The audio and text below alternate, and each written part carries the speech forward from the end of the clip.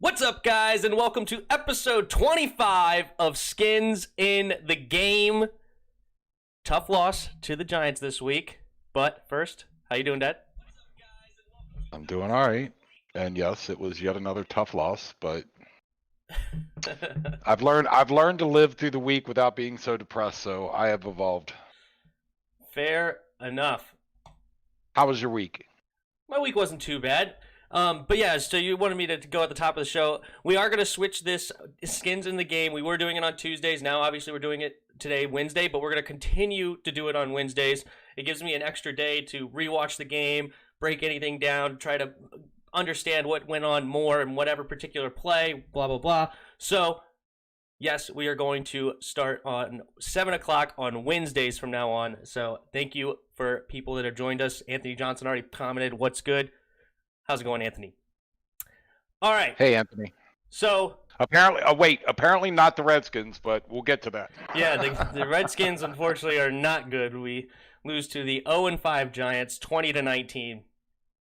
Mike Pryor says, "What's up, Timmy? How's it going? You don't care about that. I understand." It's all good. Just kidding. All right, so where do you want to start, Dad? What grinds your gears, or what was glaring from the game that is like we need to go over? What was your first thing? The defense can't get off on third down. I mean, You're it's not like kidding. Deja vu, right? They were 7 for 11 on third down. And like a lot of people look at the total stats and think, oh, our defense played good. All of those stats, 240 total yards, was on 6 drives. That's 40 yards a drive on average. Like, they ran down the clock. There was a 9-minute drive in the third quarter that just ate up the entire third quarter. And then we had the ball for 7 minutes. So there was 16, over a quarter of play was gone in 2 drives. This clock ran really quick, and there just wasn't opportunities to get a bunch of yards. Right. But, yeah. Well, and I'll say this too. I know that the third down stat is third down period, whether it's third down and 1 or third down and 10. To me, okay, if they get third down and 1, I'm not kicking them because that's a tough thing to stop. You didn't do well on first and second. But third and double digits, third and 9, third and 12, it's like I'd like to know what the stat is on how many that they had third and 10 or longer that they got. Yeah, I don't have that offhand, but it was frustrating to watch the defense play.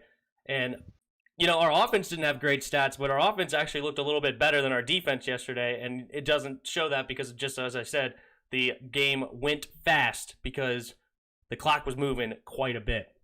Yeah. But I had Didn't we outgain the Giants, though, in total yards? Oh, yeah, well, that last drive definitely helped because and we also fumbled the ball, so they didn't have any offensive yards on that drive, because they just scored by the fumble. But yes, by the end of the day, we did have 337 total yards to 240 total yards for the Giants. Okay.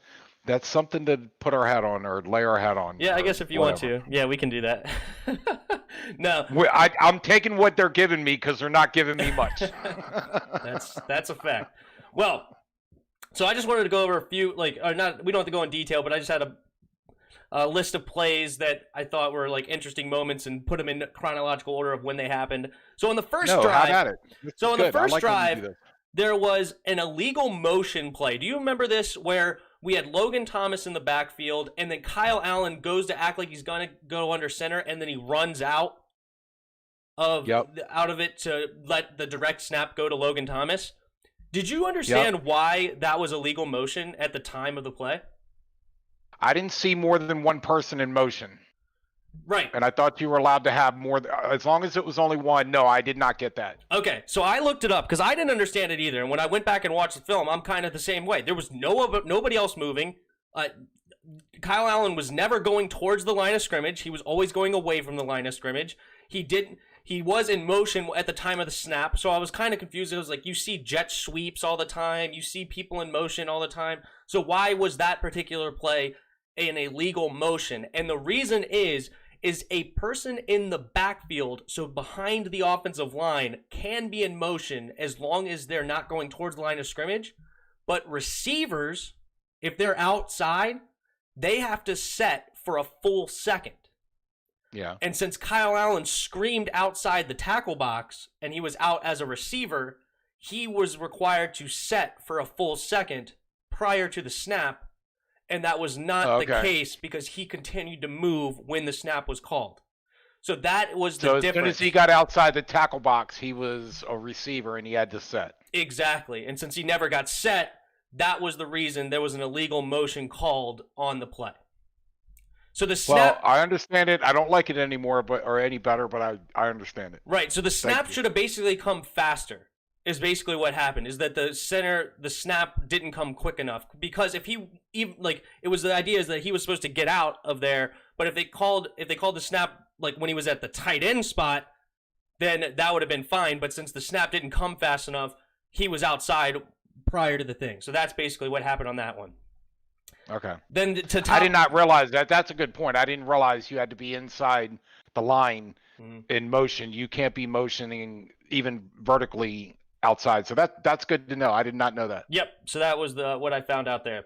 To finish that first drive, we have the stupid 47-yard missed field goal by Hopkins. Come on, man. That's number 3 or 4 on the year already in week 6. Plus you have a missed PAT.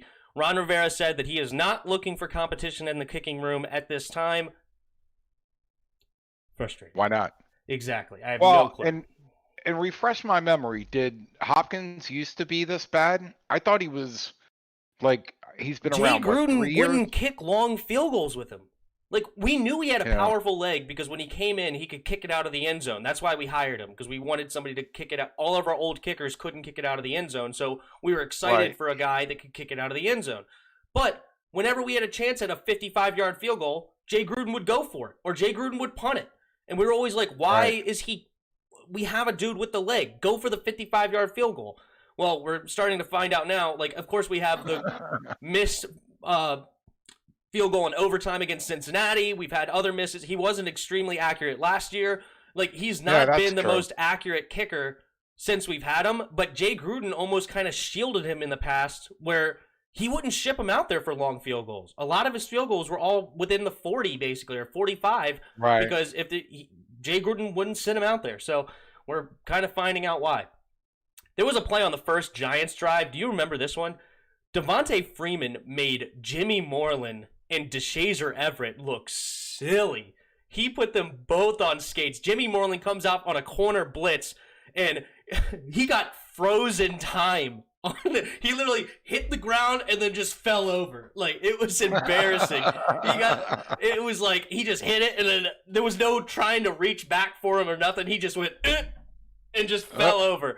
Didn't get that one. And then he had the exact same move on DeShazer Everett downfield. And it was an embarrassing play for both Jimmy Moreland and DeShazer Everett. Then we get to the pick by Allen, the interception by Kyle Allen. And at first when I watched this play... Horrible. Yeah. At first when I watched this play, I thought there was some weird man-to-man coverage for James Bradbury, and he was supposed to stay with the tight end, but then he just made a good play to peel back on the in route. Or the dig route? No. It was just Kyle Allen stared down the receiver the entire time. The entire time James Bradbury was in zone, and he just one of the easiest picks he'll make because he just literally backed up and it was right to his hands. Bad but he didn't put... The other thing is, okay, and you're right about everything you said is right, but put a little air under the ball. You can't throw that ball on a rope like that. You got to put some air on it because the guy underneath, you got to get it over him.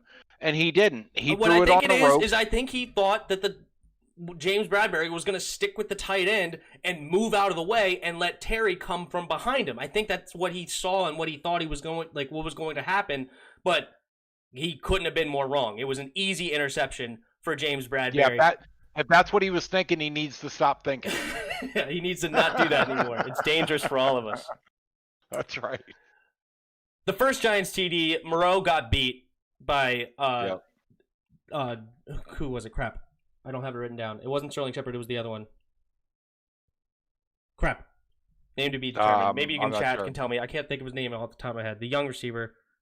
That's gonna bother me. Anyway, he got beat, and there's no doubt about it. But on top of that, Cameron Kroll on the other side got beat the exact same way by Evan Ingram. He Yep. was wide open on the other side, and it was bad either way. So very bad for the defense on that play. And we rushed 6, but we didn't have even a chance to get there because he threw it within about 2 seconds, like 2.1 seconds. The ball was gone. Sweat actually had a chance at potentially swiping it. He was right there, but he just didn't have time to get to the quarterback. So that was a tough play. Next drive, we're driving the ball down the Giants field, okay? And we are on the Giants' 23-yard line, 1st and 10. Kyle Allen does a play-action play that, to me, is unforgivable. I'm so upset about this play. He goes on a play-action, comes out, the defensive end does not bite on the play-action, so he's out there ready for him, and he's going to come sack him. And instead of throwing it away because he had a 5-yard separation, he just stands there and looks downfield and lets the freaking defensive end come down and sack him for a 14-yard loss to now put us in 2nd and 24. Yeah. What are you doing? Yeah. Throw the ball. Like, throw it to a receiver or throw it away. You can't just let him come in and sack you undeterred. Like, what were you looking at? Or just run towards the sideline and run out of bounds on a 5-yard loss or something, No, there was no sideline because the guy was out there. Like, he had nowhere to go. It was either find a receiver right now or get rid of the ball. It was no option of just let me just sit here or try to make a move. Like, you had to be Lamar Jackson, Russell Wilson, or something like that to potentially make that guy miss. He's not making that defensive end miss in that situation. Get rid of the ball. Stupidness, okay? That was bad. All right, now it goes from bad to worse because this play was way worse than Kyle Allen. Okay? And this is not a Kyle Allen play. It's the next drive for the Giants. The famous 49-yard run by Daniel Jones. Yeah, because he's a speedster, People can't catch him. Dad. He dusted Landon Collins. Yes, he had a little head start. Landon Collins, this play right here alone makes me not like Landon Collins. This is the top, or the low as you can get. I guess you would say the low valley of Landon Collins' career. This is a read option play for Daniel Jones and Devontae Freeman. Montez Sweat comes off, and his job is the running back, and he tackles the running back immediately. Right. Landon Collins was the guy that's supposed to be guarding the quarterback. And for some reason, he stares down Montez Sweat tackling the running back and just lets Daniel Jones run right by him. So Dan Jones goes deep. Then he turns around. Oh, crap, he has the ball. And he starts running. Daniel Jones runs away from him. He gains ground on Landon Collins. I think that was the play that they even fooled the cameraman. Yeah, exactly. But Landon Collins, not only did he get beat, but Daniel Jones gained ground on Landon Collins. By the end of the play, he was farther away than him at the start of the play. Yeah. It was embarrassing. I can't argue with you. Landed. Oh, so bad. It was embarrassing. It was. It's like I said, I thought, because the cameraman, the way they covered it, I thought Montez Sweat tackled him for a loss. I thought the guy had the ball, and then I realized that Daniel Jones had the ball. And then he's running away from, it was like, wait, who is that running down the field? Daniel Jones is not a speedster. Yeah, I mean, he's not slow, but he's not Lamar Jackson, Russell Wilson, nothing like that. Like, it's crazy what Landon Collins made him look like. That was embarrassing. And yeah, I would love to get rid of Landon Collins right now. I don't care. Like, we're not paying that kind of play $16 million. No. Unbelievable bad. So we had the running into the kicker play before we went for it on 4th and 4. Why is that not a first down? Automatic first down. Well, and they added that a while ago, and they also added the personal foul face mask and grabbing the face mask, and they actually got rid of that one because it involved the head. But I agree with you that it used to be where if you hit the kicker, it was a personal foul 15 yards, and they came up with this idea that, hey, if you just kind of bumped into the kicker, you didn't hit his plant leg, you didn't really waylay him, that it was, yes, still you're coming in contact with the kicker, but it's only 5 yards because it wasn't egregious or whatever. I'm cool with 5 yards, but defensive holding is 5 yards, but it's an automatic first down. Why in the world is running into the kicker? Because that is a health concern. That's a health issue play. Why is that not punished with an automatic first down? I can't answer that question, but it's just a silly thing. But I think that should be punished by. Well, I'd say this, that if they're going to do that with a kicker, then they ought to be able to do that with a quarterback too. That every time you hit a quarterback, it's not roughing the passer. Sometimes you're just running into the passer and you graze his head, or you come in contact with him the wrong way. And maybe they should do that too. If it's not a safety, to your point, if it's a safety thing, then if you touch him, it's 15 yards. Because with a quarterback, you see some of the most minor contact with a quarterback. Like a guy throws his arm up in the air to try to block a pass, and he jumps up in the air, and as he comes down, his arm goes on the top of his head, and it's like, oh, 15-yard penalty, hitting the quarterback in the head. It's like, no, that should be running into the quarterback, 5-yard penalty, not an automatic first down. Or if you touch the kicker, same kind of player, then it's 15 yards. So I agree with you. But it's the rule. Yeah. Based on the rule, they called it right. I don't agree with the rule. That's what I say all too often in the NFL now. I'm with you. All right. That 4th and 4 play, I don't know how we got that 4th and 4, because Terry McLaurin was wide open for the first down, and for some reason Kyle Allen does not throw the ball when he's looking straight at him, and he decides to throw it deeper to Dontrell Inman. More power to him, I guess. He got the play done, but please, just next time, just get the first down. Your 4th and 4, just get it. Your best player's wide open at the first down line. Just throw it to him. Well, and let's talk about, you're talking about it was 4th and 9. Uh-huh. And they punt to the 1 yard. They get him pinned on the 1 yard line. Mm-hmm. What's his name on Sports Talk now? D'Angelo Hall was like, why are they not? They got him pinned on the 1 yard line. They're going to go for 4th and 4. And I kind of thought about it. It was like, you know what? I like this. I like the fact that it's like, we're going to do something, try to throw them off balance, and they pulled the play off.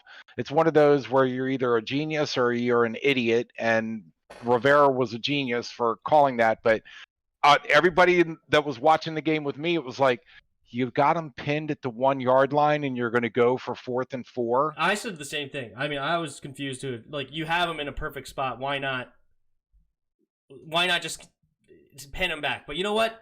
As you said, it worked out. We scored a touchdown on that drive. Hey, can't complain about the results, but the decision making was a little questionable in my opinion.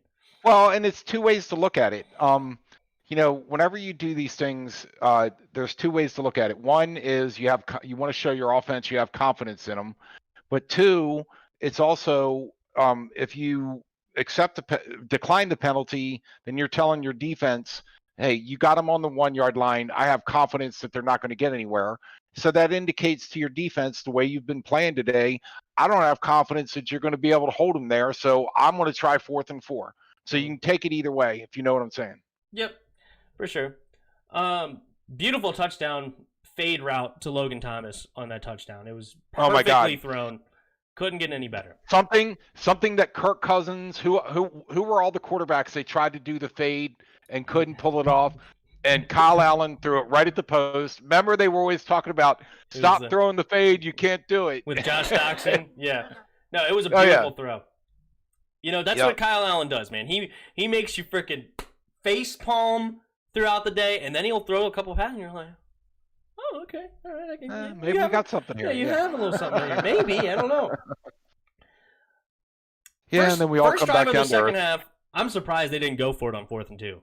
The Giants, they were on our own 38. They were moving the ball on us all day, and they decided to. They think they punted? Yeah, because that was when they took the 5 yard penalty and tried to get us to jump off sides, and it ended up being 4th and 7. They punted. I'm just shocked they didn't go for it, but they kept us in the game because I think they could have easily got a field goal out of that drive. But that's one way to look at it. Yeah, I kind of thought the same thing. I was surprised, and maybe again they thought, hey, we're going to come up here, be real aggressive, and get them to jump off sides, and they didn't really call a play.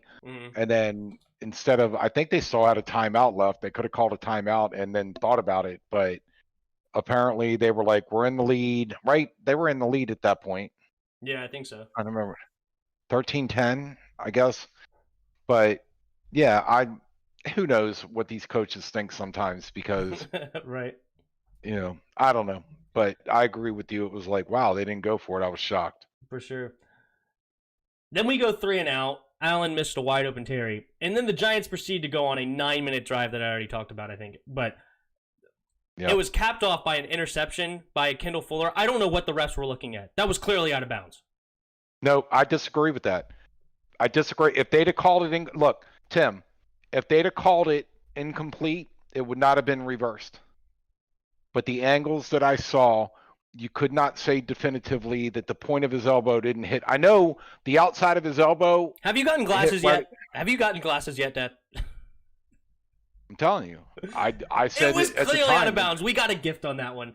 He landed on the out of bounds line, but I understand you disagree. Okay, fine. Okay, well, just so you know, one of the Giants players gave him a high five after they said it, and he said, "Good play." He was right there, and he actually congratulated him on him. So that was a guy that was on the field that gave Fuller a high five and said, "Good play."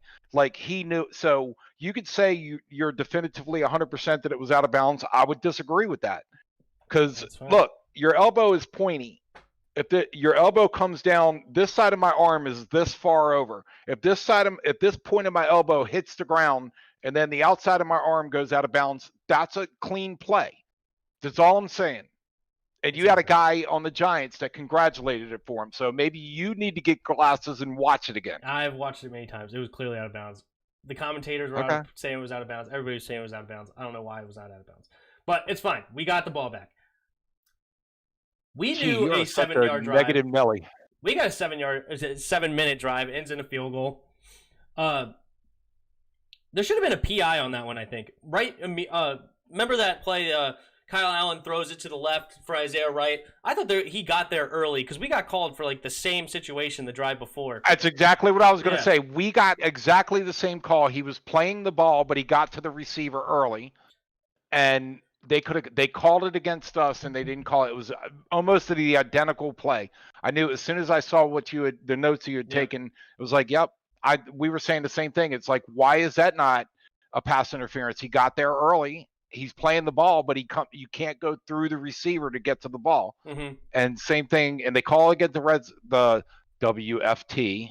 They're the Redskins. You know what? Screw that. Here, look at my shirt. It's the Redskins. Yeah. So they call it against the Redskins. They don't call it against the Giants. Almost an identical play. It was weird. Go ahead. Agree.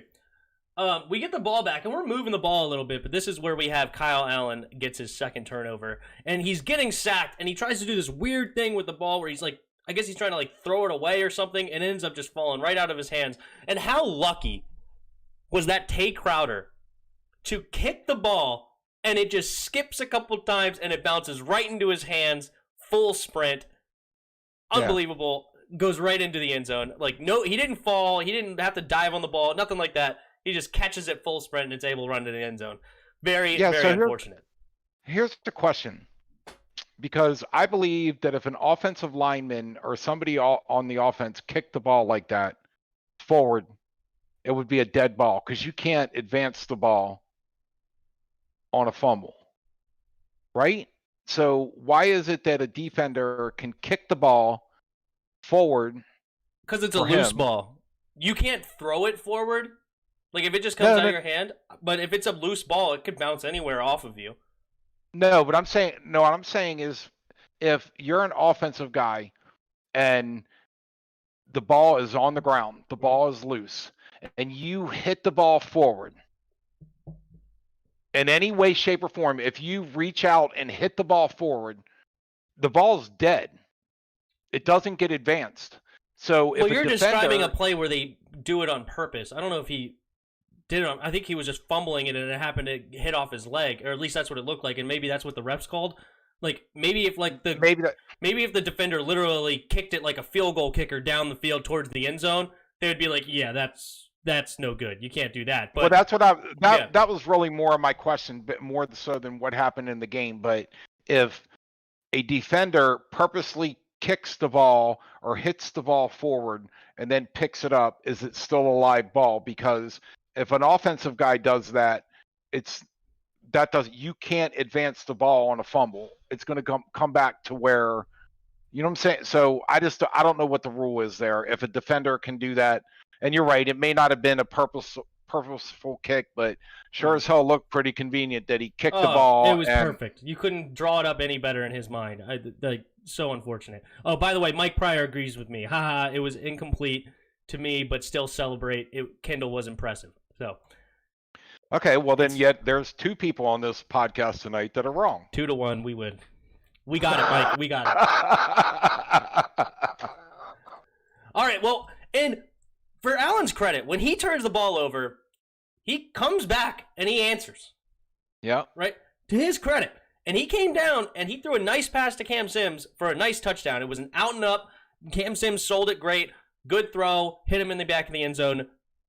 Potential ties it up. Nope, we go for the win. And I'm going to break down the 2-point conversion, the all-time controversy, okay? Before we get into the play, I want to talk about this. It was the right decision to go for 2. Okay? I did that. And here's why. First of all, your offense was moving the ball pretty good today. We were 8 for 15 on 3rd down, 2 for 2 on 4th down, so we were good in short yardage situations. We were moving the ball. We just scored a touchdown, keep the momentum, and go into it, right? That's number 1. Number 2. And we couldn't stop the Giants. Oh, wait. Was that not where you were going? That's fair, too. And number 2 is if you can't beat the Giants in regulation, it's a loss anyway, okay? Get your win in regulation and move on, right? Number 3 is we are at a crossroad of, okay, do we win this game and try to fight for the division? Or do we lose this game and pretty much cement ourselves as a first-year coach rebuild, right? And if we're a first-year coach rebuild, we don't want to take unnecessary plays in an overtime game against a bad team where you could potentially get some of your young guys hurt and they miss time down the road in a garbage game where you might lose anyway. Okay? Okay. So you take your chance. I can see that part. Yep, you take your chance. And before anybody says, no coach would ever do that situation, Brian Flores for Miami. We watch it all the time. Who's not looking bad at 3-3 right now. They've played competitive games against the Seahawks, the Patriots, and Buffalo, and they've won 3 games. So they're 3-3 right now. Just last year, they did the exact same thing. They came down, tied it up with Fitzmagic, potential tied it up, and they went for 2, and they lost, and they went on with their lives, and they did the exact same thing in the exact same situation. They could have got their first win. That was... And Brian Flores is a good coach. I don't think anybody's saying he's a bad coach, and he made the exact same call. So going for 2 was the absolute right decision. Okay, I'm not arguing with that, but let's play devil's advocate for this a little bit. So you're saying there's either 2 choices. Either Rivera sees a chance to seize first place or to be at the top of the division, or he's going to be rebuilding. Well, he benched Haskins, among other reasons, but what he said publicly was, I'm benching Haskins because Kyle Allen gives us a better chance to take advantage of these next 5 games we have. The division's wide open. We have a chance to do this, blah, blah, blah, blah, blah. Mm-hmm. Okay, so if he makes the decision because he thinks that's the best chance he has to win, fine. But don't sit here and sell me that you're either thinking one of 2 things. You're either going to win it now or you're in rebuild mode. He already told us, I want to take advantage of these 5 games. So he did it because he thinks that was the best chance they had to win. He didn't do it like this is either going to work or we're in rebuilding mode. He's still only 1 freaking game out, right? He's still only 1 game, 1.5 games out of the first place. You think he's thinking rebuild mode now? No. He's thinking, I still have a chance to win this division because the division sucks so bad. So just don't sell me that it was one or the other. No, first of all, that was the 3rd thing I said. Okay, that was the 3rd thing I said. All right, that was just one of the reasons why I think it was the right decision. I don't care if you ever hear that from Ron Rivera. Maybe he probably should. He would never admit that. He shouldn't admit that. Okay, that should never be something that he talks about. That. Okay, but. The first thing I brought up is that your offense just came down and scored a touchdown. They were 8 for 15 on 3rd down, 2 for 2 on 4th down. Okay, your offense was moving the ball and effective in these short yardage situations. Okay, that was the first thing I brought up. So I do think it was a valid way to win this game. Okay, so That was my first one, but I'm just bringing in other reasons on why that this was the best decision for where this team is right now. And I made a Facebook post about it, and I said, if this is the NFC Championship game to go to the Super Bowl, all right, I would send it into overtime. Do not put your entire season down on one play unnecessarily. Send it into overtime and try to win this game in overtime, right? Like, that's a different situation. But where we are right now in the whole just what's the word? I don't know. Where we are at right now as a team, that was the best move for us. Brian Flores agrees, and Ron Rivera agrees. Okay, and Ron Rivera also brought up we were on the road, and you go for 2 when you're on the road. You send it to overtime at home. That's a saying that I've heard before. So that's a fourth reason. And just let me throw this in there again. And you call timeouts sometimes, and you don't call timeouts the other times, just because sometimes you're trying to win, and other times you're not. Well, I already said, I think that he was benched Haskins for reasons behind the scenes. I think that these trying to win games was a way to protect Haskins from what happened behind the scenes, and that's what he's saying to the public. So that's what I think. Oh, and let me be clear. He is not a Gruden. He's not a Jay Gruden. Jay Gruden was like completely transparent, talked way too much, and Ron Rivera is not. He's not a Bill Belichick, but he leans towards the Bill Belichick side of things. Of I'm not going to give you crap at these press conferences. Yeah. I'm going to dangle some crap in front of you just so you have something to talk about. But I get that. Yep. But Anthony Johnson says, just wish Allen ran it in, but he hesitated. All right, here it is. We are going to break down this play, okay? By the way, I agree with you, just so you know, Anthony. Yeah. All right, we are going to break down this play. All right. Hopefully everybody can see this here. All right, Tim's putting on his Chris Cooley hat. He's got a marker and everything. All right. So I want to hear what Tim Cooley has to say. Okay. So, just like Ron Rivera said in his press conference, you basically had a play where you had 2 routes over on the top side, you have 2 routes on the bottom, different combinations, and Allen had a choice to go either right or left, right? So, you have an out route this way, an out route underneath this way. You have an out route for Terry, and you have a fade route for 6'5" Cam Sims. Okay? Yeah. Gibson's coming out of the backfield, and he's going to scream across the end zone line to be an outlet for Kyle Allen. Okay? Now, I'm with you so far. Looking at these matchups, okay? You have Logan Thomas and you have Dontrell Inman on one side. You have Terry McLaurin and Cam Sims on the other. With 2 defenders out here, maybe a third, and you have 1, 2, 3, 4, 5 defenders over here, potentially guarding 3. If you're the quarterback, which side you're going to? Left. 100% of the time, you should be going left. You have your best receiver in Terry McLaurin on the left side, and you have a 6'5" receiver running a fade route against a corner. For some reason, no arguments. For some reason, Kyle Allen decides to look left or right on this play to Dontrell Inman and Logan Thomas. Mistake number 1, okay? But the play design is not terrible, all right? Now, when the play's called, Terry McLaurin is stuck like glue. Logan Thomas is bracketed between 2 guys. Inman's stuck like glue by this guy. Gibson comes out, and the linebacker comes up and just hits him. Now, a lot of people thought, a lot of people thought this should have been PI because he literally knocks him over. He just hits him and knocks him over. No, because we're on the 2-yard line, and this is right here is only 2 yards away. 5 yards. Exactly. When you're within 5 yards, you're allowed to hit the receiver. So that is why no pass interference, no defensive holding, no defensive interference, whatever was called, because you're allowed to hit the receiver at that time. Okay? Now, to get to Anthony. Why can't you see the screen?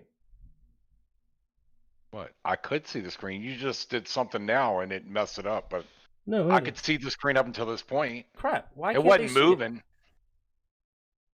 Do they have are they saying in the chat room that they can't see it? Because I could see it. Oh, sorry about that. Let's bring it over here. Okay, now you should be able to see it. But well, it's kind of chopped up, but it's like on the left side of it. So all right. Sorry about that. All right. Here we go. So just to go over real quick what I already talked about that, since you couldn't see it, thanks for letting me know, is he had an out route. He had an out route that was shallow. Terry McLaurin had an out route going deep for Cam Sims. And here comes this. and then he was able to hit it here. So sorry about the confusion on the play. I don't know why that this wasn't over here. So anyway, technical difficulties. Forgive me. This is the first time I'm doing this. I will have it right next time. Okay, so I take the under. Just so you know. Yeah. So this is where he was hit, and Kyle Allen decides to look this way on the hike of the ball. I don't know why he didn't look here, or to Terry McLaurin. This is your best receiver. He's 6'5". He should have definitely been looking there. All right. So now, well, maybe he's trying to sell. Wait, hold on. Maybe he's trying to sell, and I agree with you. But maybe he's trying to sell it to get out all the motion going to the right. So he really has 2-on-2 with his two best receivers on the left. No, he looks at this for a solid second, maybe even a second and a half. Like, this is that he decided to throw the ball to. No idea why. Okay. This was where he was looking. It's stupid, it stinks, and I'm sorry. But that's what happened, okay?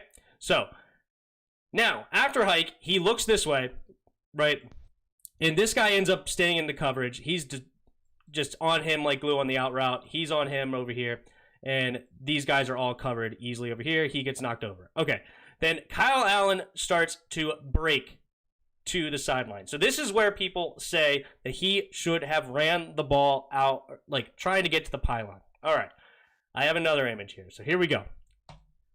Here is the image where he has an opportunity to potentially go for the sideline, right? For the pylon. Yep. Here is Jabril Peppers. Yep. He runs a 4.40, okay? Yep.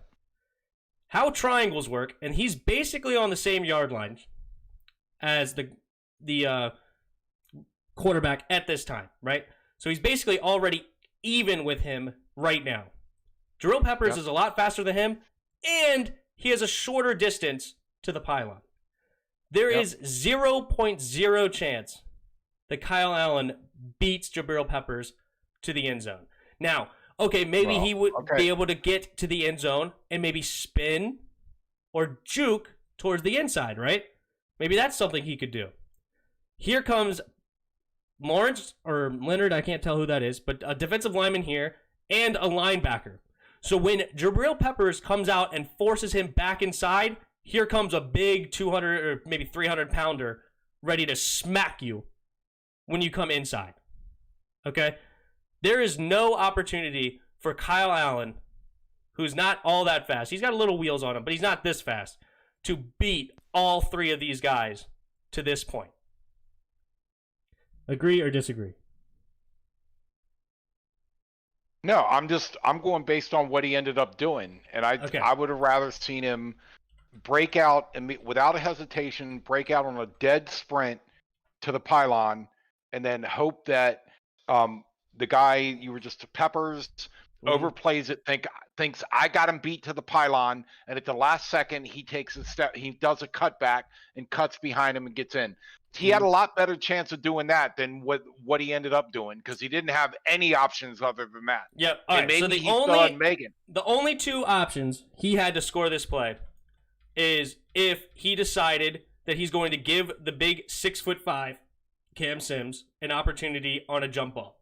That was opportunity number one. That was it. That was the only one out of the routes that were there. I also paused this at this point to show you, at this point, he had one opportunity to score. And it wasn't running to the pylon. Okay, I don't care who thinks that he can get to the pylon. You're wrong. He couldn't get to the pylon.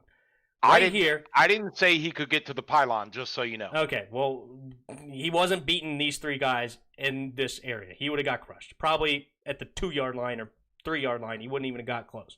Okay?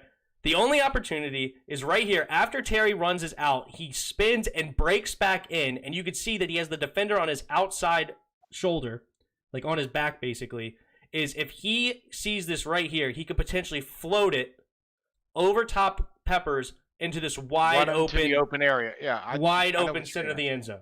That was the only opportunity he had to score, and if he were to see it, this would have been a fantastic play. We would have been praising Allen, even with the turnovers, to find this 2-point conversion and win the game for us. But this was it. This was his only opportunity, because you see Gibson is guarded like a blanket. None of these guys over here were doing anything productive. Terry McLaurin was beat, covered greatly on his initial out, and Cam Sims never even gives him chance of open. Maybe he could have run but he ends up just staying out here, and this guy has an easy guard right here on him. Like they never really do anything. He's just over here kind of tiptoeing, not really knowing what to do. So that was the only opportunity he had to score the football. Okay.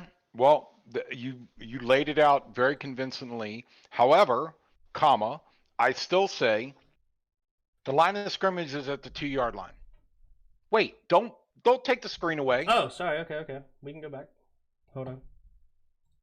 So he's at what, the 6-yard line? The last picture, or he's at the 10-yard line. Yeah, around 9.5, 9.5, 9-ish.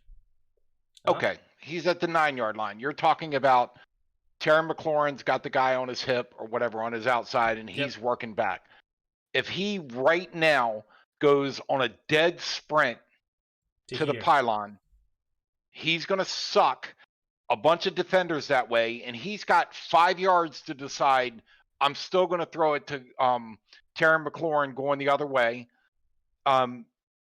Instead of hesitating, so the coverage doesn't do anything because they're staying on their guy. Yeah, he's going to stay here, and he's going to stay here. And also, this is his only moment to throw this pass, just to be clear, because after he starts running to right around here, McLaurin comes this way and then turns back. And he ends up being covered pretty well by Bradbury. But anyway, go ahead. But again, Tim, he was covered very well because there was no indication that Kyle Allen had any inkling or any gumption to run at the pylon. Mm-hmm. If he right now busts into a dead sprint for that pylon, the guy covering Terry McLaurin does something different. He's now thinking Kyle Allen's going at the pylon, so everybody and their brother is breaking at the pylon. You'd like to think, oh, the linebackers got it. Everything's good. No, I'm saying right at this moment, if he makes the decision, I'm on a dead run, he's got 5 yards to decide, I can throw it somewhere else. And he either still has his big man in the back because the guy covering the big man sees Kyle Allen sprinting at the pylon. The tendency is to go back in, and as long as he's outside the 2-yard line, he's got a chance to throw it to somebody else. Or maybe do something crazy and manage to spin in for a touchdown. What he did in this situation is the worst possible thing, which is he hesitated. He stopped. Well, yeah, he made no decision. He didn't throw the ball now, and he also didn't run the ball. No, I understand. I can agree with that. So, he made no decision. So he did the worst thing that he could do. Maybe I'm not arguing that he didn't miss the opportunity you say, but I'm saying right now, if he sees that pylon and goes on a dead sprint to that, he's got possibly 3 different options of doing something with the ball. Because if he goes into a dead sprint, he's got 5 guys that are all thinking he's trying to run this in. I hear you. He could get lucky. This guy could leave Cam Sims. That would be stupid. And this guy could leave Terry McLaurin. Maybe he gets lucky and gets one of those things. I don't think so because they were on these guys like glue and they knew their jobs, in my opinion. But I understand that maybe you can get lucky in one of these spots. But this guy is going to probably meet him here. This isn't even going to be a race to here. This guy is going to be meeting him here, and then he's going to be here, like meeting him around the same spot, and then he's going to be cleanup duty. And also, even if he does go here, maybe you even get a guy like this coming this way to potentially guard somebody. Who knows? But right. But I understand what you're saying. Yeah, just keep in mind, Montez Sweat had the running back covered, and yet Landry was looking at Montez Sweat instead of doing what he was supposed to do. Your mind doesn't always work the way that it's supposed to. So like I said, you see a guy with the ball with his head down sprinting at the pylon, you might you might think, hey, they're doing this for the win. So I can rely on my linebackers, and maybe they probably got it. But now I think his mindset is, I'm running this ball in, so it's all hands on deck. Everybody's leaving their coverage to try to go cover him, and maybe they do it a second early, and then he realizes McLaurin's open, or what's his face in the corner? I can't. Cam Sims. Yeah, Cam Sims. But you have a better chance of scoring sprinting. He had to throw the ball to Terry McLaurin. Okay, Anthony Johnson says he's on your side. You had to throw the ball to Terry McLaurin. Once you didn't throw the ball to Terry McLaurin, you were done. You were toast. Terry McLaurin was open, and that was his only opportunity to score. That's a fact. Okay. No, it's not a fact. Yes, it's an opinion. So you're telling me that my idea, there's a 100% chance it wouldn't work? It's a 95%. See, I disagree with that. There's a 95% chance it wouldn't work. Just the defender wouldn't have done anything different, even if it was a full sprint. He would have turned around and tried to like stay in front of his man, because eventually he would have to turn and act like he's going to throw the ball. And maybe he does that in 5, but there wouldn't have been enough time, because any move that those guys would have made, Jabril Peppers would have been on him like a flash. He had less than a second to make what you're talking about in the play, because literally there are 10 yards apart. These guys run a 4.40. He already has momentum. He has less than a second to potentially make any play there, because Jabril Peppers is going to be on him like white bread, like immediately. It's going to be fast. Like, you don't have any. The only opportunity you had was to throw it to Terry McLaurin. That was it. Okay. Because that was what you had. Or you could have gone Cam Sims on the fade route right from the get-go. Okay? Because I understand, like, maybe some crazy scenario happens, but there was no. It was not like, what do you think percentage-wise he had a chance on? I don't know. But I can tell you this. Well, I put a 95% chance he would fail. Do you have any thought process of what your percentage would be? No, what I was going to say is, according to you, as soon as he missed Terry McLaurin's opportunity, he should have just sat down and done nothing. What I'm saying is, when he missed Terry McLaurin, he did the worst possible thing that he could do, and he had a 100% better chance of scoring if he tried to do what I said than if he did what he did.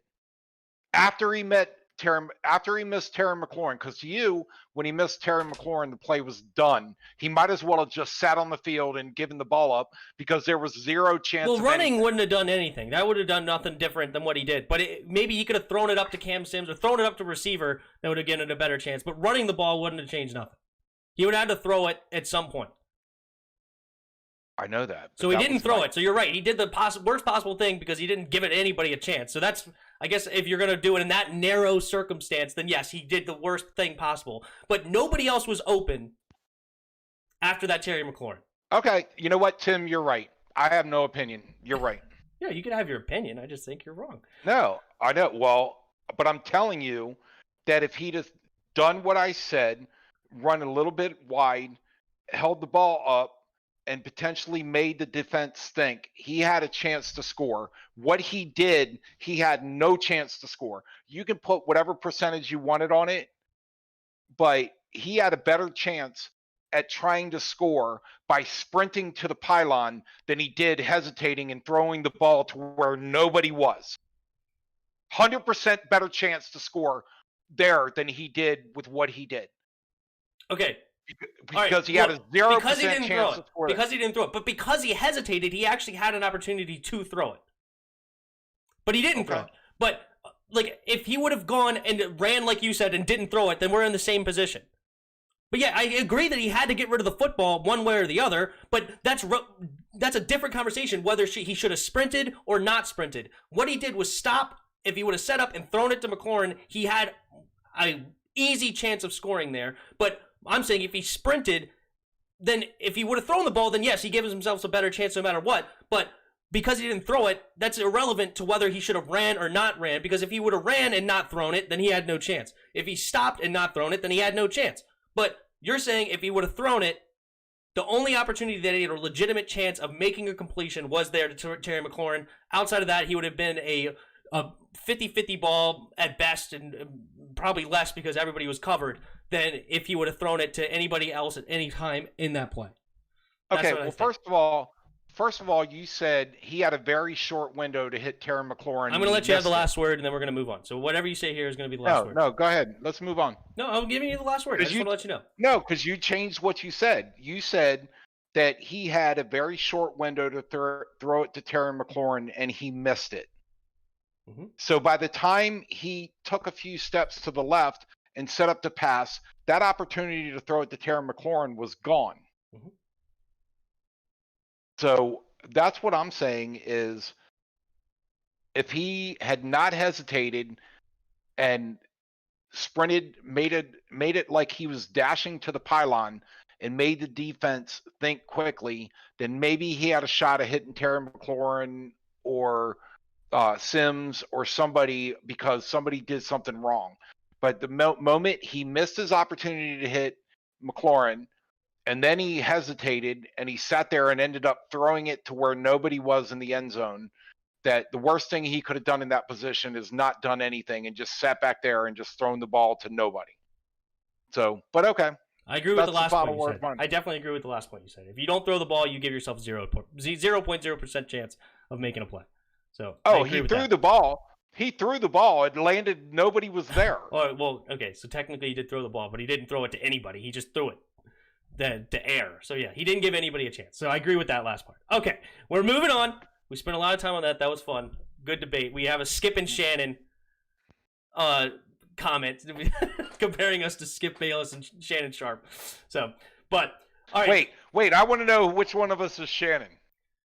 Not that I want to be Mike, Skip Bayless. Anthony Johnson. Which one's Shannon? All right, you tell me who's Shannon. I don't want to be Skip either. Oh God. Yeah, I know. It's not. Neither one's. Oh, I don't know. John is Shannon. Okay. I'm not sure I feel any worse than that. If he just said John was Skip, I would have been like, okay, this is not any better. Yeah. But okay, let's move on. All right. So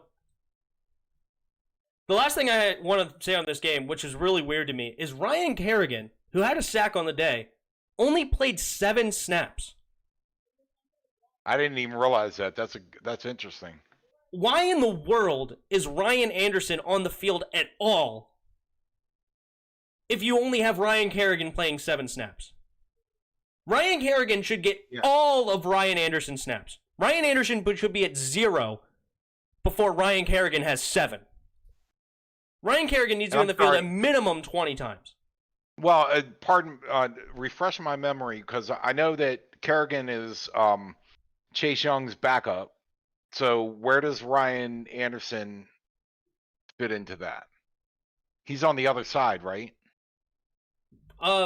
Technically, Ryan Anderson or Ryan Kerrigan plays more on the right tackle side or the left side of the defense, and Ryan Anderson could come in on the other side. But I don't care. Put Ryan Kerrigan on the other side before you bring Ryan Anderson on the field at all. Yeah, I'm not arguing. There's no reason Ryan Kerrigan should have 7 plays, and I've seen number 52 on the field. That's crazy talk to me. No, I agree with that. That's short-sightedness. But like I said, I was just trying to figure out if maybe they saw Kerrigan as Chase Young's backup, and Chase Young was there playing every play, and they were only bringing him in to give him a breather every now and then, and didn't think in terms of, hey, why the hell isn't he playing for Ryan Anderson? Maybe that's the only thing. If you want Chase Young on every play or dang near every play, I'm cool with that. Chase Young's a monster. Chase Young's a beast. Play him all the time.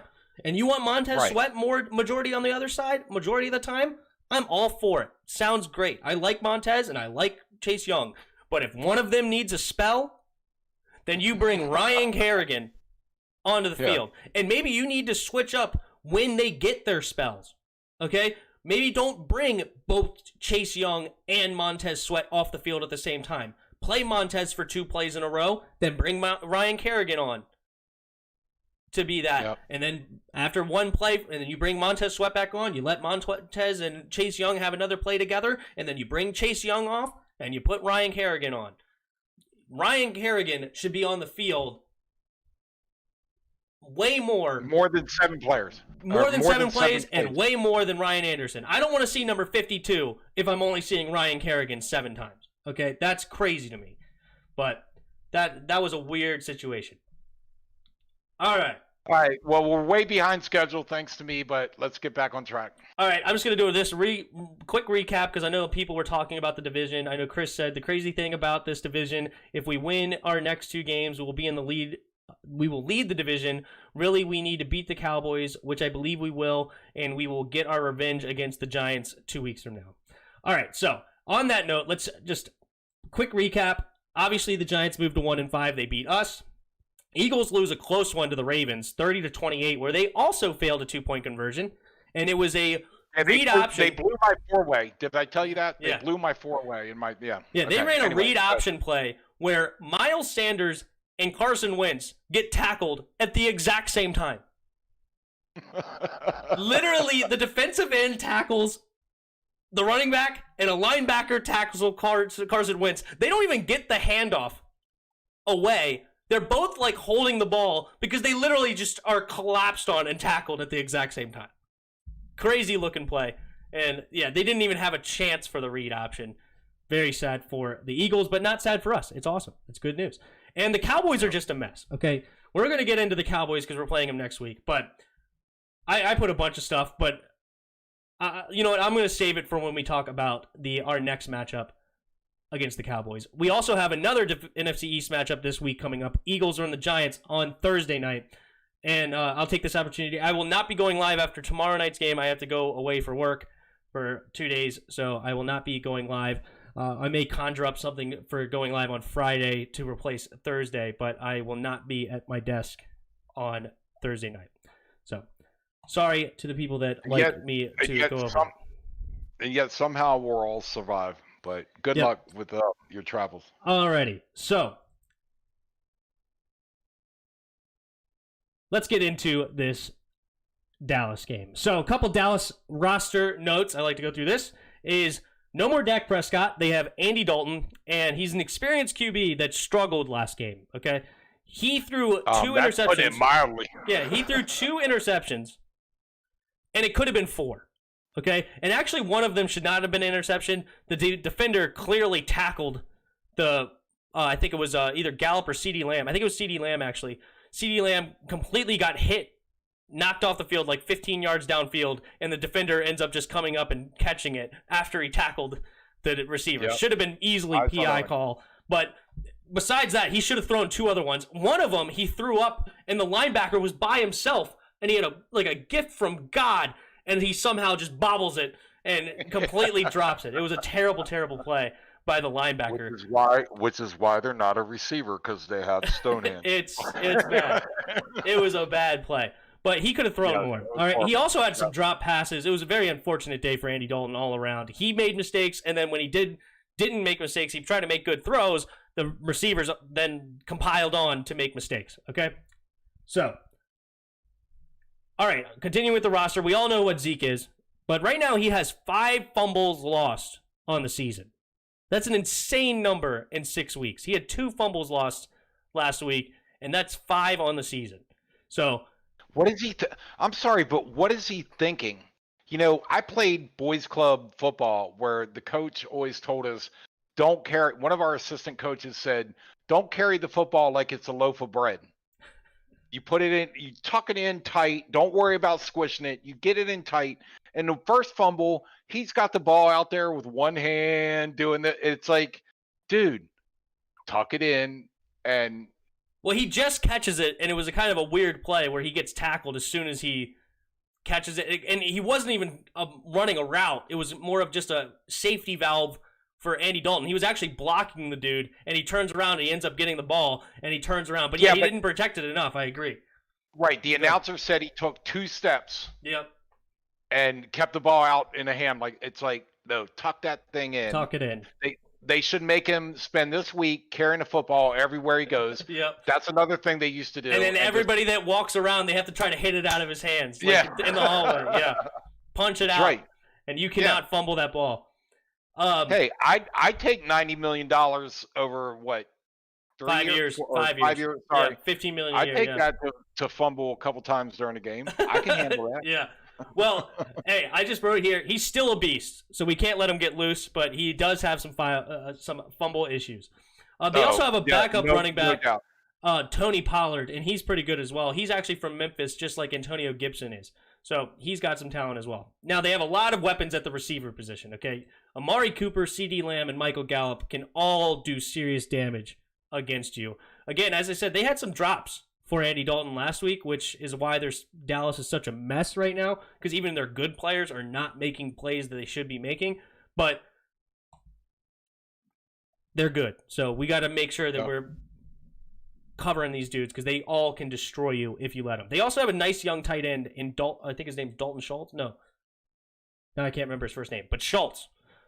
He is a really good, nice young tight end So, and we already have problems with tight ends, so hopefully we do something to eliminate this threat. But he can't be your main priority with all those other weapons. So whoever's guarding Schultz needs to do their job because we don't have the resources to go ahead and try to bracket this young guy Schultz, okay?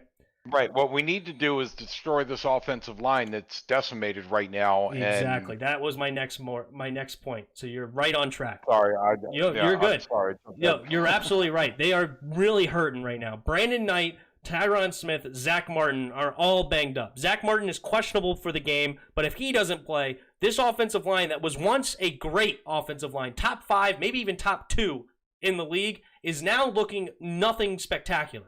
This offensive line is not very good. So, because they're all banged up. So, yes, we got to take advantage of this banged up offensive line and not let Zeke go crazy on us. Yeah. Defensively, they're led by a really good defensive end in DeMarcus Lawrence, but he only has 1 sack on the season thus far. So, all the other teams have been able to bottle him up somewhat. I guess they're chipping him, not letting him get free reign to the quarterback. But this guy is rated an 82 overall on PFF.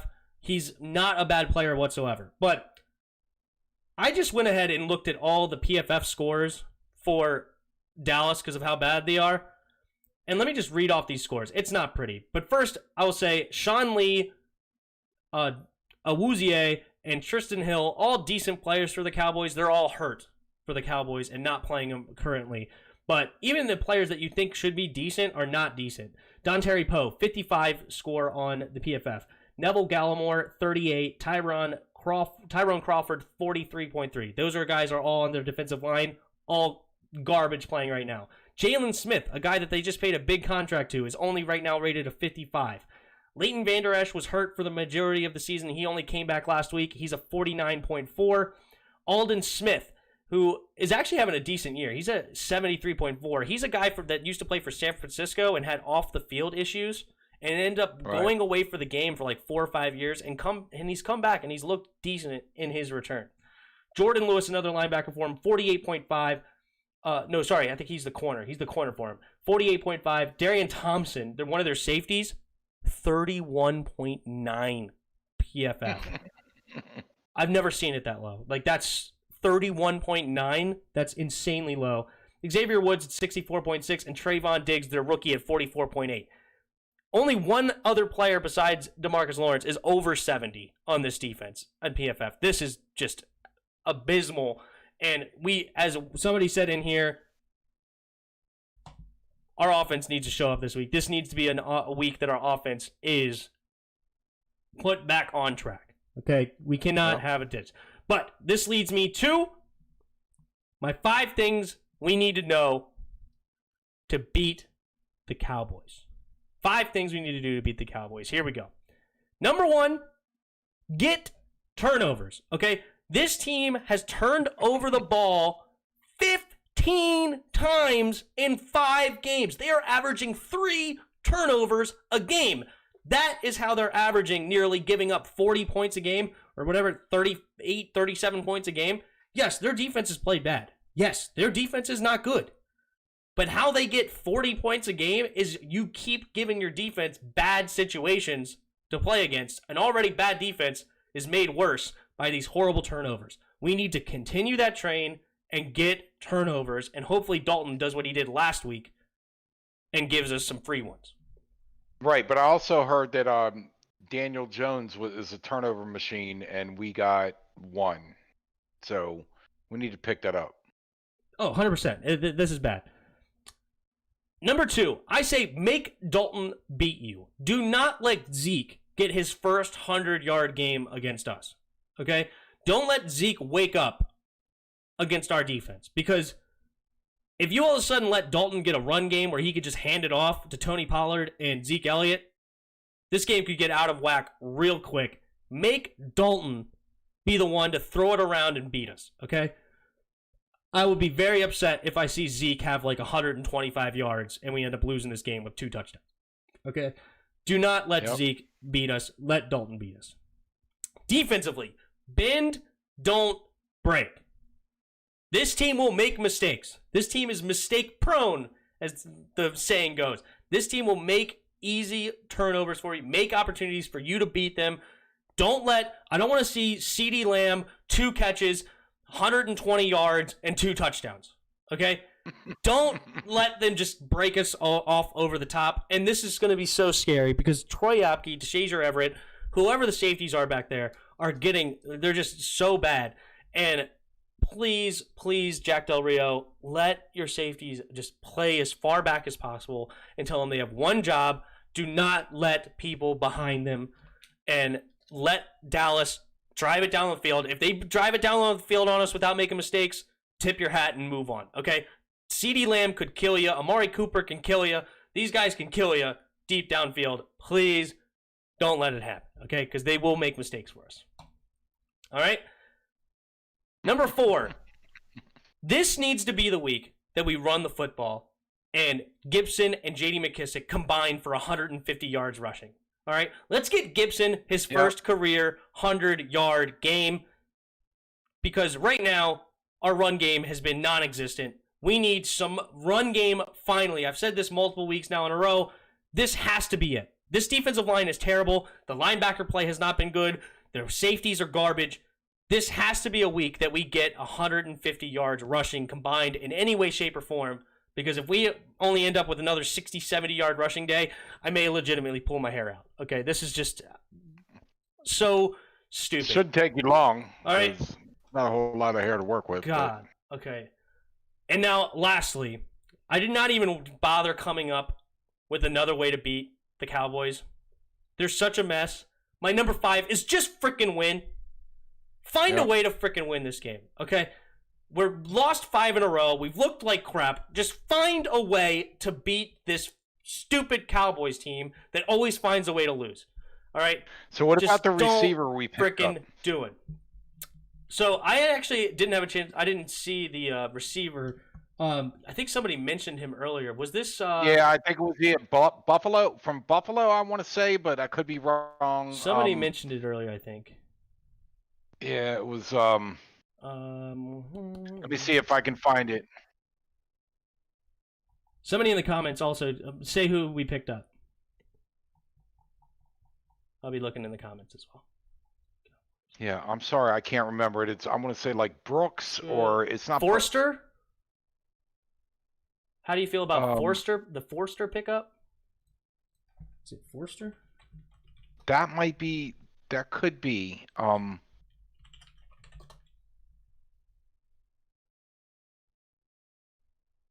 have no clue. Let's see if they commented yet. Robert Foster. That's the receiver. Foster, that's it. Yes. He's like, this is his 3rd year, I think. Hold on. He doesn't have a whole lot of stats. I know he's got 2018 and 2019. 6'2" receiver. Of Alabama. For Buffalo. Yeah, what is this? He was an undrafted free agent, so another Cam Sims-like guy, undrafted from Alabama. I don't like that. Yeah, so he played for Buffalo in 2018. He played in 13 games, had 27 receptions for 541 yards and 3 TDs. And then last year in 2019, he played in 13 games, had 3 receptions for 64 yards. Yeah, and a 16.7% catch rate. Yeah, it's not Yeah, this is not gonna break the team. This is not somebody that we're gonna be excited about, I don't think. Like, somebody says he's fast. Let me look up his 40. 4.41, so he does have some speed on him, but you know, he's not Deshaun Jackson speed or anything. Like, he does have some speed. It's not bad, but it's not... you put Sims, McLaurin, and this guy out there, and then I don't know what to think of Gandy Golden. I haven't really seen much from him. Okay, this is my take. Maybe get a little running back or a little rushing game. I think Golden's banged up. I think Golden's banged up. But this is my take, okay? It's the same as the Cam Sims take, all right? You're a 6'2" wide receiver running a 4.41 40-yard dash from Alabama. Everyone watches Alabama. All the scouts see Alabama. If you go undrafted from Alabama and you're 6'2", running a 4.41 40, There's sorry. something wrong. There's not 32 teams worth of scouts missing on you. Right. Maybe there's a couple of scouts that missed on you from Kansas, like Steve Sims was. Steve Sims Jr. was from Kansas. Maybe you can miss him from there. Maybe a bunch of scouts can miss Antonio Gandy Golden from Liberty. Or Darryl Green from Texas A&I. Yeah, maybe you can miss some people like that. But you're a tall receiver running a 4.41 40-yard dash from Alabama. I'm sorry. Nobody's missing on you, just like a 6'5" receiver from Alabama. Okay? These guys are not going to be game-breaking. These guys are not going to be, all of a sudden we have Anquan Bolden, or all of a sudden we have, Larry Fitzgerald. Like, these guys aren't going to be these kind of guys because you're just not missing on that kind of physical features that a guy that has a lot of talent from the University of Alabama. My guess is why all the other scouts look past him is because he doesn't have the work ethic that the good guy. I mean, if he went out and put the time in and ran route after route after route in practice and tried to get himself better, then he might be that guy. But that's what I think they see is, you bring up Fitzgerald or the other great receivers. Fitzgerald still to this day practices religiously. Like, he is 100% on top of his game. And he's so great. Absolutely. Yeah. Larry Fitzgerald's an all-timer. But no, I agree. So these guys are not going to break the play, okay? All of a sudden, you probably won't hardly see Robert Foster play. And there's also another reason he got cut. But my point is what was the impetus for the Redskins to pick him up? Why did they feel like? I mean, who is he replacing? I think Gandy Golden. As I said, I think he has an injury, and so they're bringing him in for the back. Okay, so that makes sense. I think it's Gandy Golden that they're trying to replace, and I think maybe somebody else was banged up. Who's our other receiver? Crap. Inman was on the last play, so it wasn't Inman. Sims was in there. Terry McLaurin was in there. So we have... I don't remember. Right, Isaiah Wright. That's who it is. Isaiah Wright, who's getting a lot of playing time with us lately. He's banged up as well. Thank you, Anthony Johnson. AGG and Wright were both on injury concerns. And also, yes, Anthony Johnson also says Sims is still out on IR. Correct. Sims has been out for a few weeks now.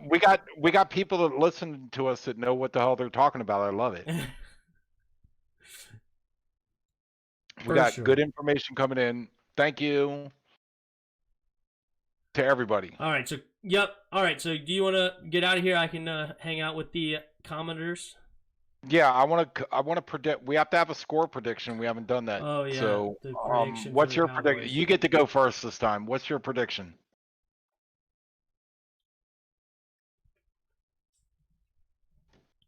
We lose this game. We lose this game. Think you're wrong. We lose this game like, I don't know. All right, I'm making notes here. Hold on, let me see. 27-17 or something. Nope, it's going to be 23-20. WFT. Yeah, I mean, all of a sudden, the Cowboys look like the Super Bowl contenders people were predicting them to be prior to the season. Yeah, just like Daniel Jones, a world beater. Yeah. But listen, thanks to everybody. I'm out. Appreciate you guys listening. Look forward to next time. Remember, we're on Wednesday night. And can you come in? Just be here so we can help keep Tim straight. That's what I'm here for. Yep, for sure. All right. See you guys. Have a good night. Awesome. Thanks, Dad. Yep. Love you. Love you too. All right, here we go. All right, guys. It's just me and you. Here we go. Let's get into some comments. Cam Sims will have a big day. You write that down. If they put him in game plan, he will go over 100 yards. Freaking Chris. Chris making me write it down. Cam Sims. You know, I'm not going to write it down. I know. All right. I got you. You like Cam Sims. Never mind. I got it right here. I turned to the right page. I forgot. You're yellow.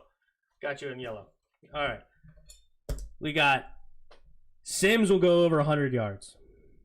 Cam Sims. Over 100. I think you're wrong, but I hope you're right. K. Adorado. How's it going, K? Alex Smith since Alex Smith got hurt, the team is 5-23. Isn't it just so sad? Isn't that just so sad? We've only won 5 games in what amounts to almost 2 years of football. 28 games. Terrible. Chris Sports Talk says the Redskins won 24-10. I like the way you think.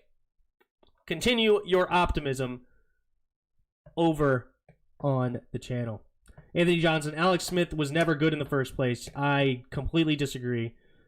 Alex Smith, I mean, he wasn't Aaron Rodgers. He wasn't your great quarterbacks, but the dude would win the time of possession battle. The dude would limit his turnovers, not let the other team beat us on offense. He would keep the field position. He would keep a couple of first downs. He would get us in good field position, making the other team have to go the distance of the field, which really helps your defense. Alex Smith, there's a reason he is a winner at every single team he played for, including the only winning record as a QB, as a Redskins in like the last 25 years. Okay? He is the only one to be 6-3 in his starts, and actually 6-4, and when you include the loss to Houston, and then he came in against the team who played Rams, and he didn't start that game, so you don't count it as a loss. But even if you want to do that, he's still 6-5. He's the only winning quarterback that we've had in 25 years.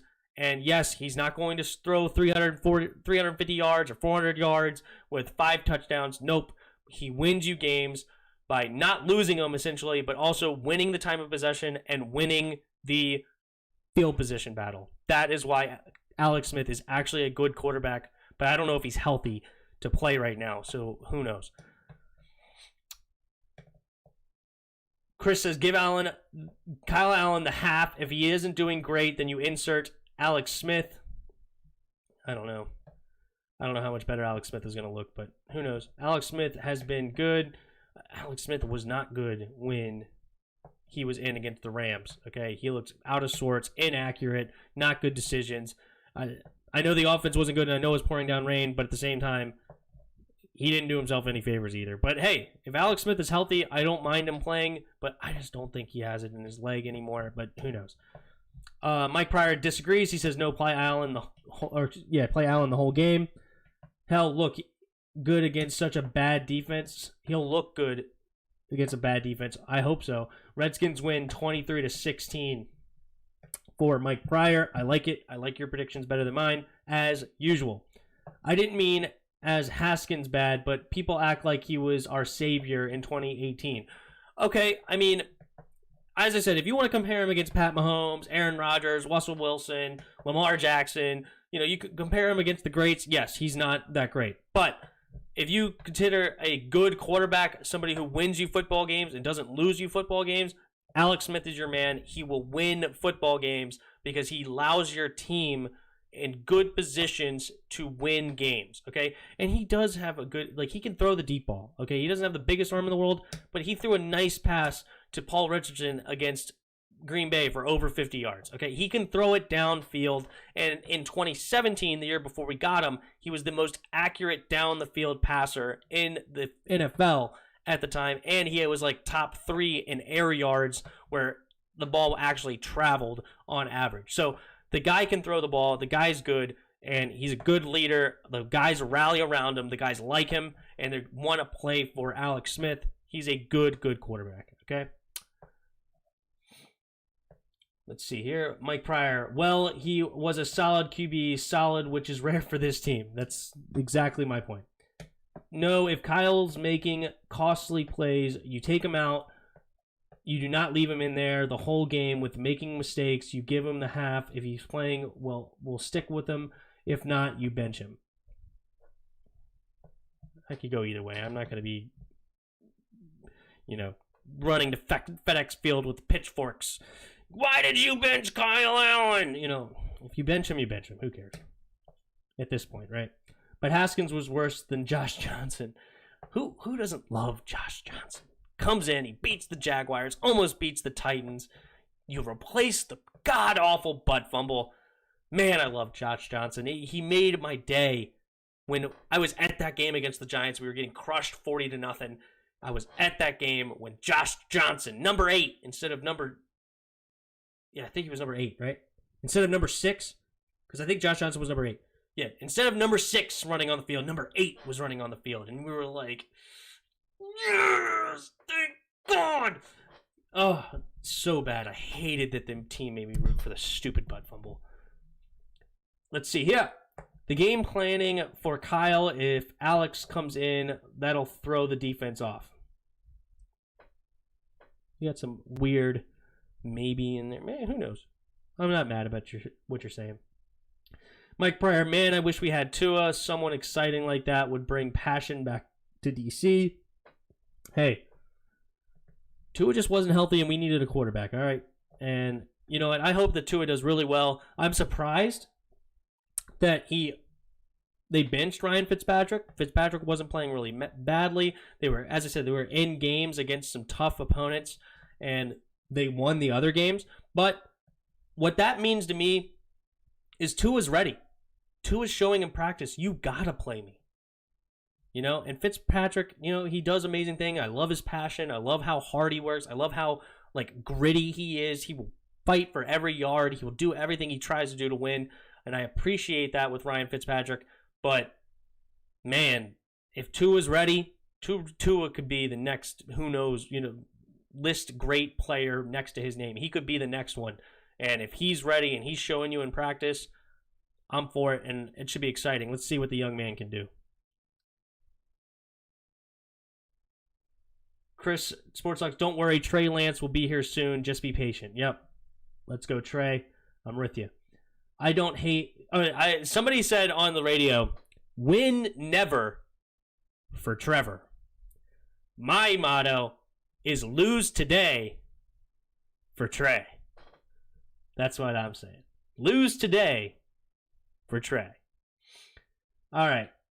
Mike Pryor, haha, Tim, be honest, at that Giants game, how many Skins fans were in the stands when it was 40-0? It was bare, okay?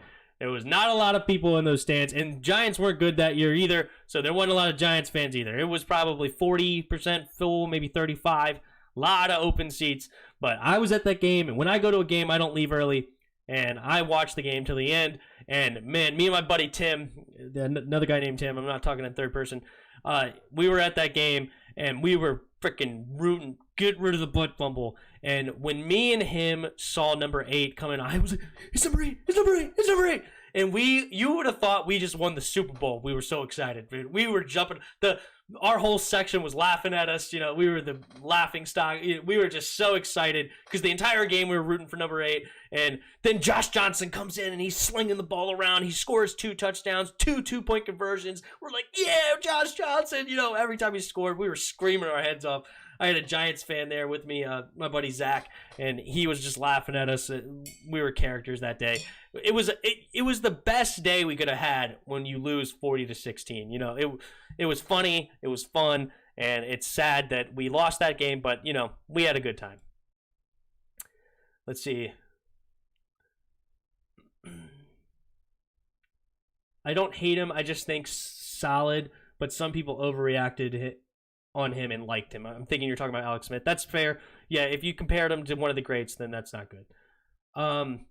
They said Fitzy almost cried when he heard it on IG. Yeah, I mean, you have a team 3-3, you're having fun, you're winning games, you're in close games, and you get told you get benched. I mean, it's a tough decision, dude. But you got to make the right one as coach. Tim McLaurin should have himself a big day. We need him to make sure we give him 15-plus targets, insert him into the game plan. We need him to get the ball, period. He's out there frustrated. You can see that. You can see the look on his face. I agree. All the other great teams, you know, you game plan for DeAndre. You game plan for Julio. You game plan for Michael Thomas. You game plan for Devontae Adams. These guys get the ball on a high rate, and we don't do the same for Terry. I agree. Like, get him in the game plan, get him the ball a lot in many different ways, and see what he can do. I agree. They're saying Jarvis Landry and Odell and Julio might be getting traded. Ron had better find a way to make a trade for either of those. If they're available, you do not let neither of those three slip through. Maybe you could get a good deal on Landry, but I don't want Odell. Odell can stay away, far away from us. And I like Julio. Julio's a good dude. He's a hard worker. He finds a way on the field every single day, and he fights through injuries. He's a fighter. I like Julio. If we can make a deal for Julio where we don't give up too much, I don't mind Julio being a Redskin. But Julio doesn't want to come here, guys.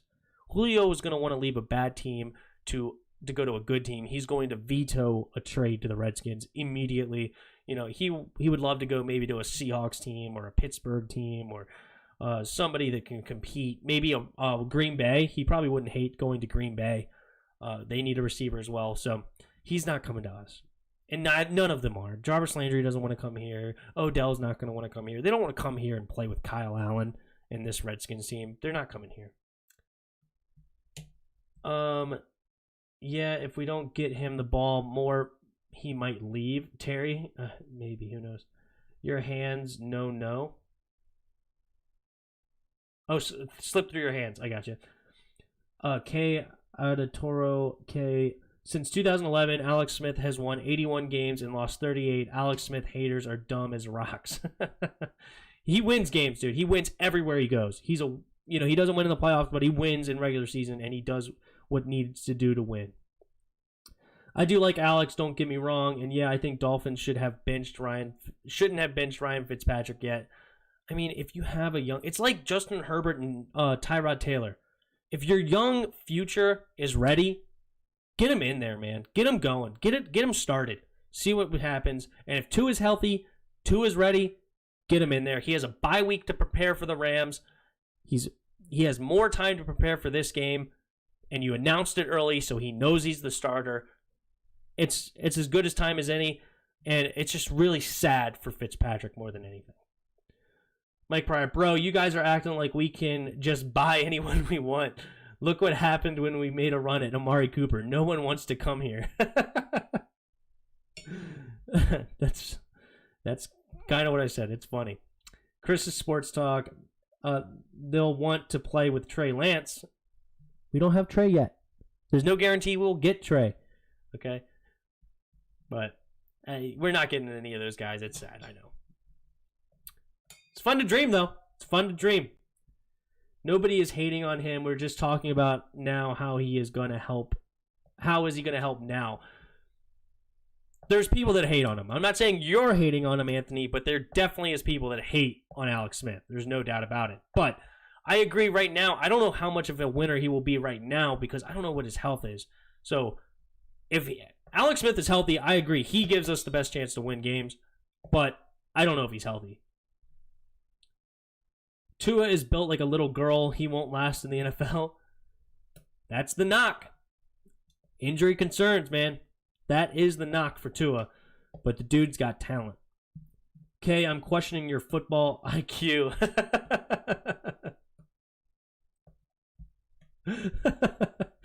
Stir the pot, Mike. Stir the pot.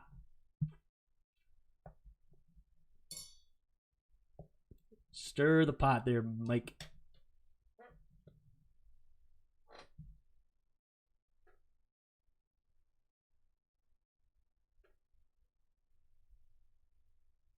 I'm sad I messed up that freaking 2-point conversion breakdown. I was planning on clipping that out and posting it, but now it's so silly I can't. Maybe I'll make a separate video. I don't know.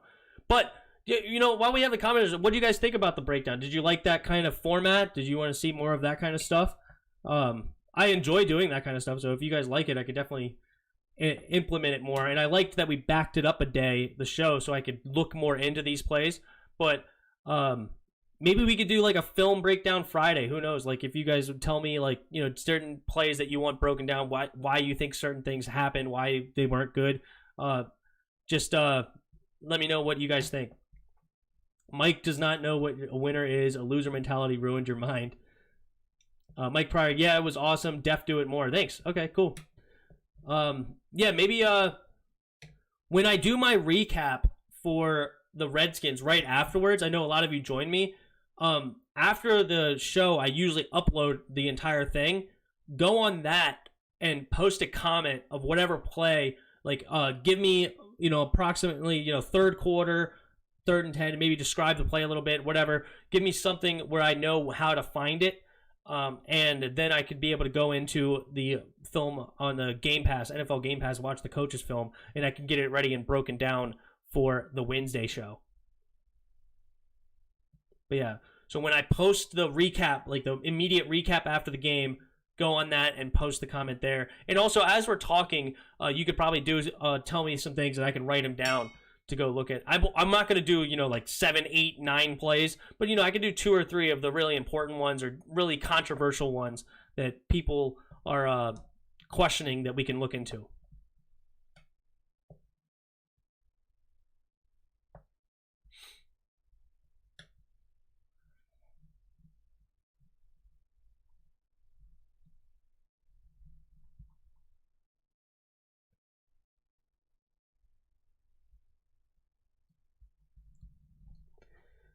There was a lot of comments earlier. I didn't know. I briefly saw a Cowboys fan was in here. Put 50 points on us. I didn't read all the other stuff.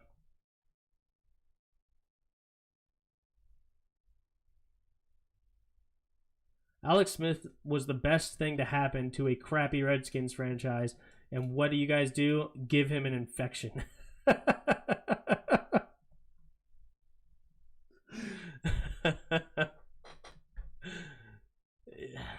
Alex Smith should never have come here. It was a death sentence for him. Damn near it was, no joke. It almost really was. You almost couldn't joke like that because it was that serious. I can look at some of these comments of them earlier. When is Cody Latimer coming back? He is never coming back. Oh yeah, he and Geist. Antonio Brown is coming back soon. Doubt it, but we'll see. We need star power at wide receiver in the NFL, and the worst wide receiver room except the Jets and Pats. Ron isn't going to go after him. Too much of a cancer. Yeah, definitely not. I agree. We're not going after Antonio Brown. Not happening. Those country boys can't be stopped. My Cowboys are going to take the division.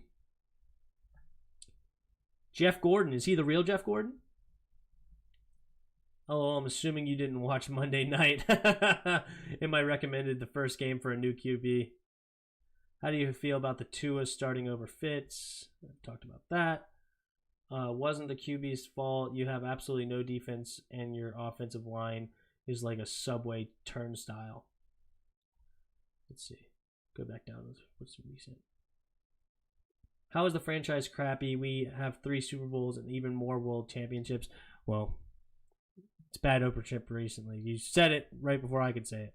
We have star power. Well, 1 wide receiver that has star power. As a core, I believe we do need that. I still think you make a call for Allen Robinson. I would like Allen Robinson, but Allen Robinson's not coming here in this year. If a trade's we're not making a trade in the middle of the season. It's not happening. Yeah, Jeff was talking spicy earlier. Yeah, I could see that.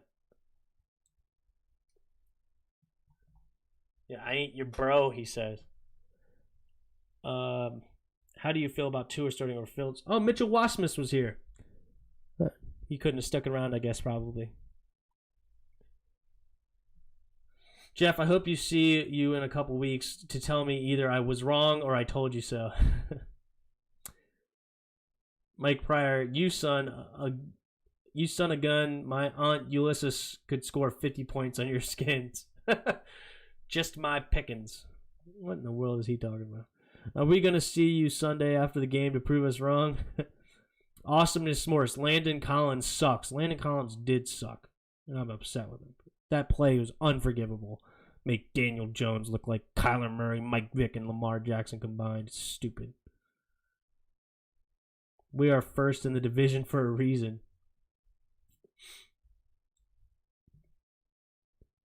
Okay, trade it for Odell. Alex Smith will keep him in check.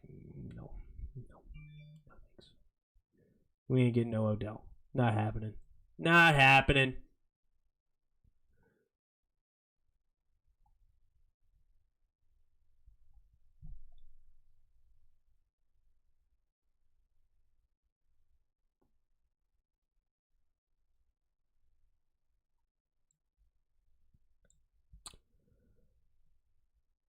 All right, guys, I think I'm going to call it an hour and a half in. It was fun. Thanks for hanging out. Thanks for listening. Thanks for commenting. It really is fun to listen to your comments, read your comments, and go through them. I hope you enjoyed the show, episode number 25 of Skins in the Game. And we will do episode number 26 next Wednesday. And again, to finish, I will not be here tomorrow. I'll be out of town. But who knows? Maybe I'll hop in and do something on Friday. I can't promise it because I don't know when I'm going to get home from when I'm out of town. I'm not coming home until Friday. But maybe we could do something on Friday night. And but I will definitely be here Sunday and Sunday night for the Redskins recap and the Sunday night game. So we will look forward to that. And until next time, see ya!